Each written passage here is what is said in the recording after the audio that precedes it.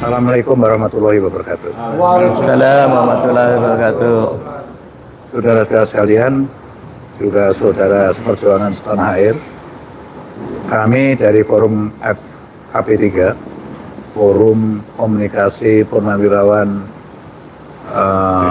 untuk Persatuan dan Pembaharuan, ya, terdiri dari ratusan orang, tetapi perwira tingginya kurang lebih hampir 200 orang. Pada hari ini kita konsolidasi di rumah kediaman saya, ya, lebih tepat lagi di Museum Bang Yos, ya, untuk menyikapi situasi dan perkembangan terakhir di tanah air, khususnya pasca pemilu tanggal 14 Februari 2024. Ya. Nah, apa yang kita hasilkan pada konsolidasi ini nanti akan dibacakan oleh Jenderal Purnawirawan Fahru Rozi, mantan Menteri Agama. Saya persilakan. Pernyataan FKP3, Forum Komunikasi Purnawirawan TNI Polri untuk Perubahan dan Persatuan dalam menyikapi Pemilu Presiden 14 Februari 2024. Assalamualaikum warahmatullahi wabarakatuh. Salam sejahtera untuk kita semua. Sehubungan telah terlaksananya tahap pencoblosan dalam Pemilu Presiden 14 Februari 2024, FKP 3 menyampaikan hormat kepada seluruh rakyat Indonesia yang telah berpartisipasi dalam pemilu tersebut dengan penuh rasa tanggung jawab. Kami sampaikan juga hormat kepada jajaran pemerintah pusat, pemerintah daerah, KPU, Bawaslu, dan seluruh aparat keamanan yang telah melaksanakan tugasnya dalam pelanggaran pemilu presiden di seluruh wilayah Indonesia dan di perwakilan luar negeri dengan beberapa catatan yang sangat perlu menjadi perhatian. Menyikapi perhitungan suara pemilu, kami sampaikan hal-hal sebagai berikut. 1. Kami akan menerima hasil perhitungan suara yang nyata atau real count yang diperoleh dari pemilu yang jujur dan adil. Kedua, kami yang bercita-cita menjadikan pemilu 2024 antara lain sebagai momen memulai zero corruption, penegakan hukum tanpa pilih bulu, membangun sistem pengawasan kinerja pemerintah dengan mengefektifkan fungsi pengawasan DPR dan seluruh komponen rakyat yang kritis, memberi beberapa catatan sangat buruk terhadap pelaksanaan pemilu presiden 2024 sebagai berikut. Pertama, presiden yang nyata-nyata bersikap cawe-cawe terhadap pelanggaran pemilu 2024 dengan mengerahkan aparat pemerintah mendukung pemenangan paslon 02 sangat menodai demokrasi di Indonesia. Kedua, pemunculan nama Gibran Rakabuming Raka sebagai calon wakil presiden 02 yang dilakukan melalui rekayasa hukum yang sangat memalukan dan langsung disambut oleh KPU tanpa lebih dahulu menunggu revisi peraturan KPU telah nyata-nyata telah mengkhianati konstitusi. Ketiga, penggunaan hukum sebagai instrumen politik untuk menyandera tokoh-tokoh politik agar mendukung paslon 02 selain merusak upaya pemberantasan korupsi juga merusak sistem hukum dan politik Indonesia. Keempat, kecurangan oleh petugas-petugas KPU dan jajarannya serta pendukung paslon tertentu yang dilakukan secara terstruktur, masif, dan sistematis telah sungguh-sungguh mengkhianati demokrasi dan konstitusi serta membahayakan eksistensi dan keutuhan negara kesatuan Republik Indonesia.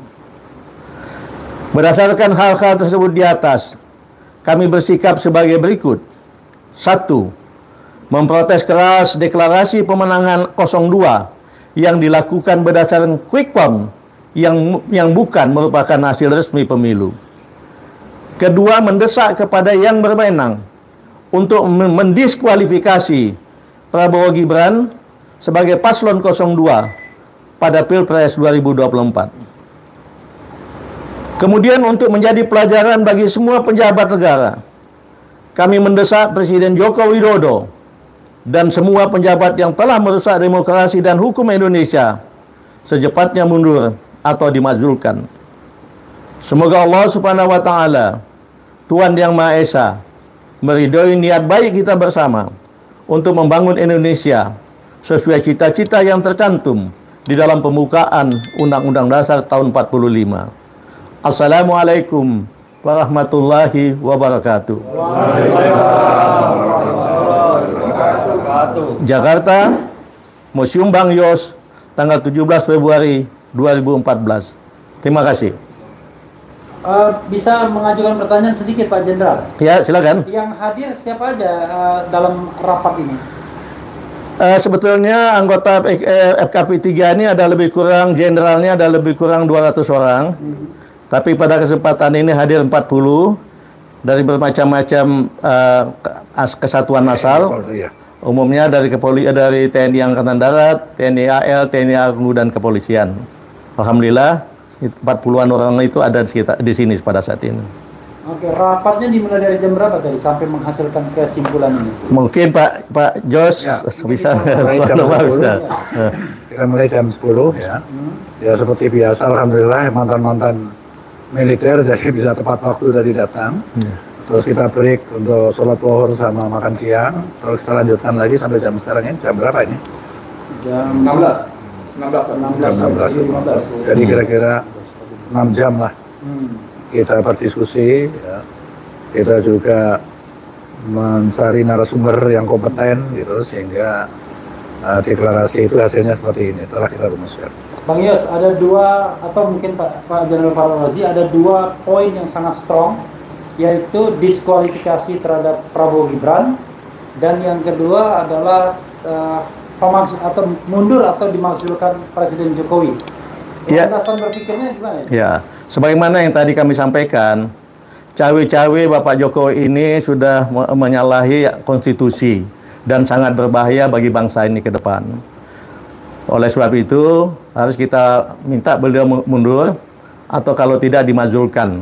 Karena kalau tidak, ini akan menjadi suatu presiden yang sangat tidak baik buat bangsa ini ke depan. Itu yang utamanya. Ya, soal diskualifikasi. Nah, diskualifikasi paslon 02, kita lihat sengaja bahwa beliau ini selain telah di kecurangan banyak, beliau berdua ini pasangan ini sangat menikmati dari kecurangan itu dan melakukan selebrasi kemenangan berdasarkan quick count, dan itu sangat merusak pemikiran penalaran dari rakyat banyak, seolah-olah itu sebagai sebuah hal yang resmi formal, padahal itu hanya berupa quick count. Tapi kalau bisa kenan mungkin ada salah satu teman juga yang mendampingi saya, Irjen Polisi Anas Yusuf, untuk bisa memberi tambahan sedikit. Ya, terima kasih. Ininya dikasih ke Pak Anas. Nah, satu.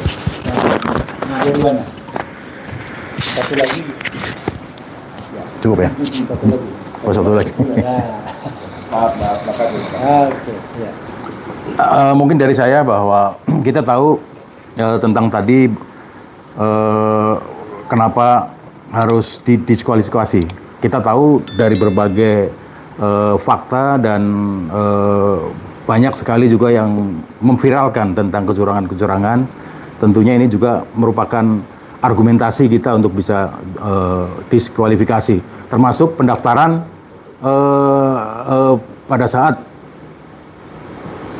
Capres dan Cawapres 02 mendaftarkan, padahal waktu itu belum diputuskan tentang PKPU umur yang menjadi syarat menjadi wakil calon presiden. Mungkin salah satu itu. Saya dikit Pak Irjen, mohon maaf banget. Ini kan temuan di lapangan menunjukkan, mohon maaf ya, secara institusi kan Polri banyak dilibatkan nih.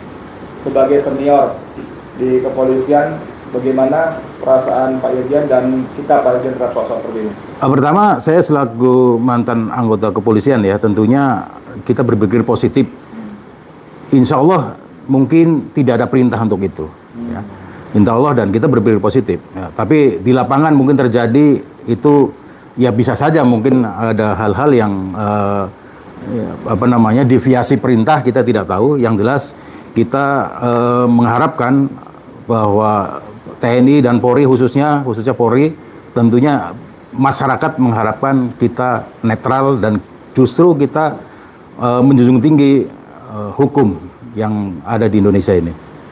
Satu keprihatinan kita soal mengungkapkan kecurangan, kan Bapak-Bapak Jenderal yakin bahwa kecurangan itu sudah berlangsung secara TSM, terstruktur, sistematis dan masif. Iya, betul. Dan biasanya problem utamanya adalah menghadirkan saksi kalau seandainya kita harus menghadirkan saksi di forum apapun. Tapi kan keamanan saksi itu juga menjadi problem. Ya. Mungkin dia takut sama polisi yang bisa memperkarakan, atau takut dengan TNI kalau TNI-nya terlibat. Bagaimana tanggapan Bapak-Bapak sekalian tentang hal itu? Saya jawab dulu. Mungkin itu salah satu fungsi FKP 3. FKP 3 ini kan purnawirawan TNI dan Polri. Kami ikut mengamankan mereka, dan kami tekankan kepada mereka tidak usah takut, kita negara hukum. Di negara hukum tidak ada orang bisa berbuat sewenang-wenang. Dan kami tahu hukum, kalau ada yang melakukan sewenang-wenang itu pasti kami akan mengambil langkah-langkah hukum juga, dan insya Allah itu membuat semua merasa akan lebih aman. Itu dari saya. Gimana? Berarti ada jaminan perlindungan? Iya, pasti. Sedikit. Ini hari ini, siang ini sifatnya apa? Petisi, pernyataan atau apa? Satu. Yang kedua, jika seruan seperti ini yang sangat luar biasa, patriotik ini diabaikan juga oleh kekuasaan, apa yang akan dilakukan? Langkah-langkah berikutnya. Pak Nuh, bisa? Iya.